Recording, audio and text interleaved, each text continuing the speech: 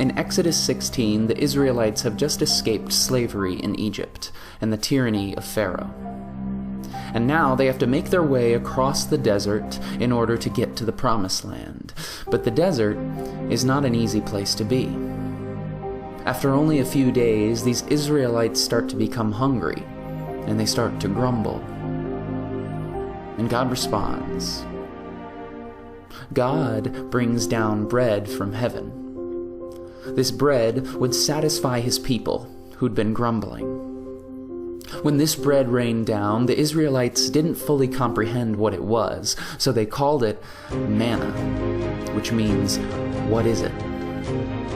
This bread would be a daily provision for them. This bread meant satisfaction for their hunger pains. This bread meant that there was still hope for the Promised Land. This bread was God's reminder to them, I am greater than Pharaoh.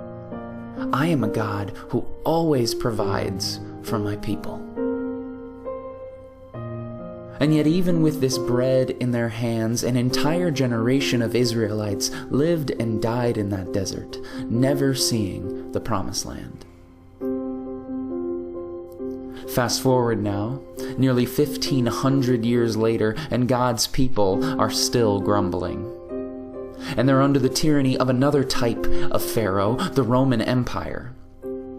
But far outside the cities, in a small town of Bethlehem, God brought bread down from heaven again.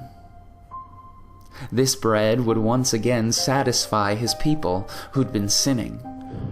And once again, these people did not fully comprehend what this bread was when he called himself the bread of life, the living manna.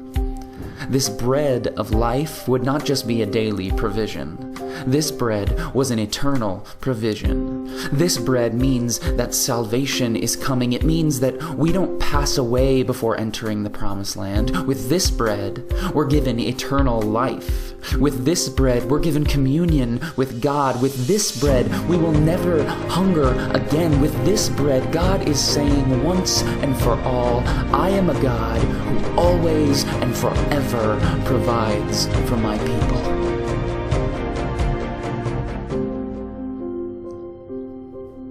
This is more than a metaphor.